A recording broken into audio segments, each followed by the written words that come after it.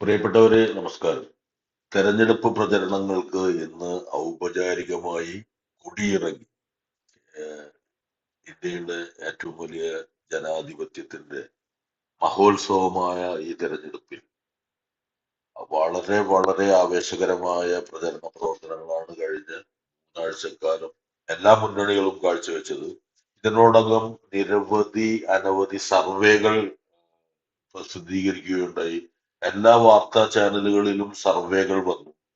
അതിൽ ഒട്ടുമിക്ക സർവേകളും ആരെയൊക്കെയോ തൃപ്തിപ്പെടുത്താൻ അല്ലെങ്കിൽ അവരുടെ വ്യൂവർഷിപ്പ് അതുപോലെ നിലനിർത്താൻ കഷ്ടപ്പെടുന്ന വിധത്തിൽ ഉള്ള സർവേകളായിരുന്നു.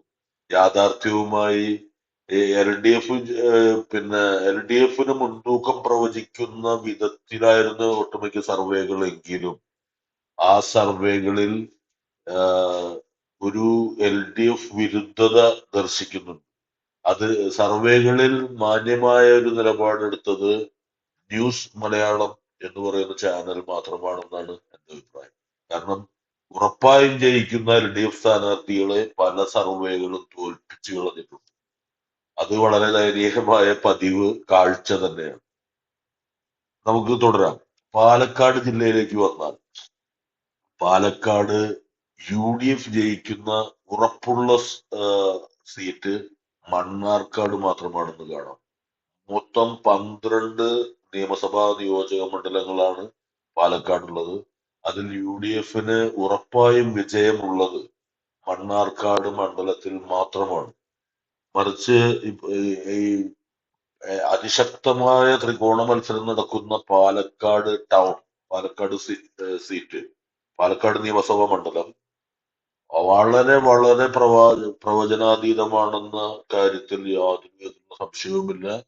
അവിടെ ഒരു ആരും പ്രതീക്ഷിക്കാത്തൊരു അത്ഭുതമാണ് ക- അവിടുത്തെ വോട്ടർമാർ കരുതി വെച്ചിട്ടുള്ളത്.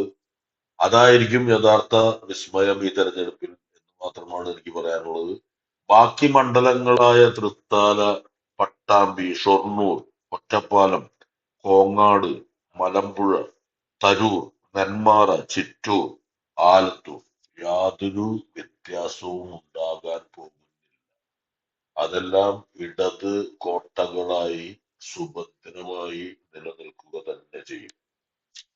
ഇനി മലപ്പുറത്തേക്ക് വന്നാൽ മലപ്പുറത്ത് ഇത്തവണ മുസ്ലിം ലീഗ് എന്ന പാർട്ടി അതിന്റെ സർവശക്തിയും ഉപയോഗിച്ച് അതൊരു കേഡർ പാർട്ടിയെ വെല്ലുന്ന വിധത്തിൽ അവരുടെ അണികളെ സുസജ്ജരാക്കുകയും തികഞ്ഞ പ്രവർത്തന മികവോടെ മലപ്പുറം ജില്ല കൃത്യമായിട്ടുള്ള അജണ്ടയോടെ ന്യൂനപക്ഷ ഏകീകരണം മുസ്ലിം ലീഗിന് അനുകൂലമാക്കി നിലനിർത്തുകയും ഒക്കെ ചെയ്ത ഒരു കാഴ്ചയാണ് മലപ്പുറം ജില്ലയിൽ ഉടനീളം കാണുന്നത്. മലപ്പുറം ജില്ല മുസ്ലിം ലീഗിന്റെ ഉറച്ച കോട്ടയായി തന്നെ നിലനിൽക്കും. അവിടെ എൽ ഡി എഫിന് വിജയപ്രതീക്ഷയുള്ള 2 മണ്ഡലങ്ങളേ ഉള്ളൂ. ഒന്ന് പൊന്നാനി, പിന്നെ തവനൂർ.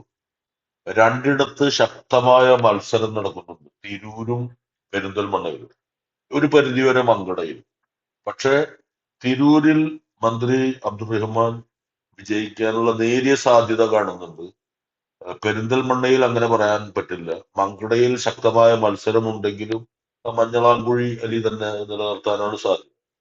ഇതാണ് നിലവിലുള്ള യാഥാർത്ഥ്യം എന്നിരിക്കെ ഒട്ടുമിക്ക സർവേകളും പറയുന്നത് മലപ്പുറത്ത് ഇത്തവണ എൽ ഡി എഫിന് സീറ്റ് ഉണ്ടാവില്ല.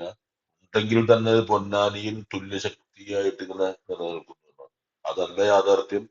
മേനാലിന്റെ റിസൾട്ട് വരുമ്പോൾ അത് നമുക്ക് കാണാം. നന്ദി, നമസ്കാരം.